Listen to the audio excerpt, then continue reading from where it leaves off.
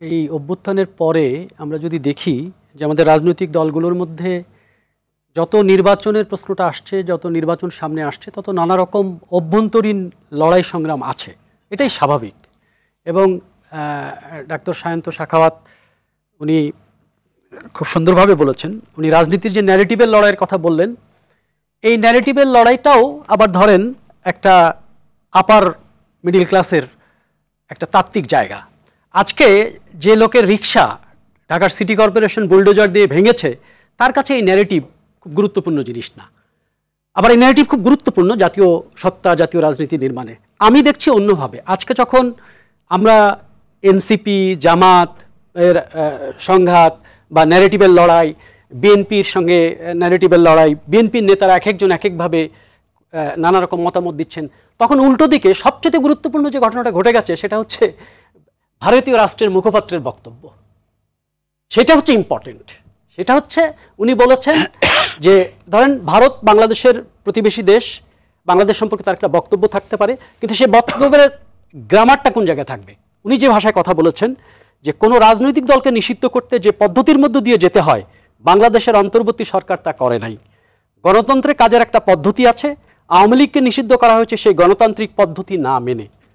গণতান্ত্রিক স্বাধীনতা খর্ব করা হয়েছে, রাজনৈতিক পরিসর সংকুচিত হয়েছে। এটা মনে হচ্ছে যে একটা আধিপত্যবাদী দৃষ্টিভঙ্গি থেকে ভারত আওয়ামী লীগ নিষিদ্ধের এই ঘটনাটাকে দেখছে।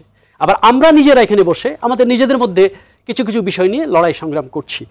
আমার কাছে মনে হয় যে এটা খুব, আমাদের লড়াইটা, এই যে অনৈক্যের লড়াইটা, এটা খুব সাময়িক। আপনি এই ভারতীয়, আজকে তো সন্ধ্যার দিকে স্টেটমেন্টটা এসছে পত্রপত্রিকায়, আগামী দুদিন দেখবেন যে আমাদের সমস্ত টিভিতে, টক শোতে, আমাদের রাজনৈতিক পরিসরে এই লড়াইটা, এই বিষয়ে আমাদের অবস্থান কি সেটা নিয়ে কথাবার্তা শুরু হচ্ছে, এবং সেটাই খুব গুরুত্বপূর্ণ। এবং আজকে বিবিসিতে একটা রিপোর্ট হয়েছে, সেটা খুব ইন্টারেস্টিং, যে জামাত এবার এনসিপির মধ্যে এই শাহবাগের আন্দোলন নিয়ে যে পাল্টাপাল্টি চলছে, সেই পাল্টাপাল্টি কি রাজনৈতিক কৌশল, নাকি এটা যে ওই সাকসেসের কর্তৃত্ব নিয়ে লড়াই?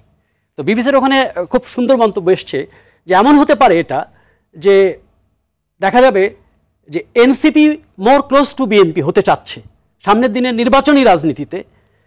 মানে এগুলো হচ্ছে নির্বাচনী রাজনীতির একটা কৌশলও হতে পারে, মানে এই আলোচনা বিশ্লেষকরা করছেন।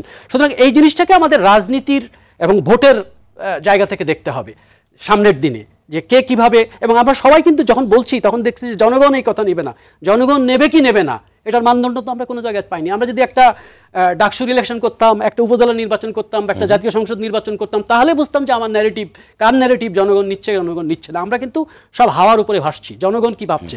এবং এর মধ্যে ইন্টারেস্টিং হচ্ছে 4.5 কোটি নতুন ভোটার এসছে। শেষ করতে হবে আপনাকে, আমি বলতে চাই যে সেই ভোটারদের মন আমরা বুঝি নাই, তারা কখনো ভোট দেয় নাই। আমাদের কোনো রাজনৈতিক দল তাদের মন সম্পর্কে সুনিশ্চিত না এখন পর্যন্ত।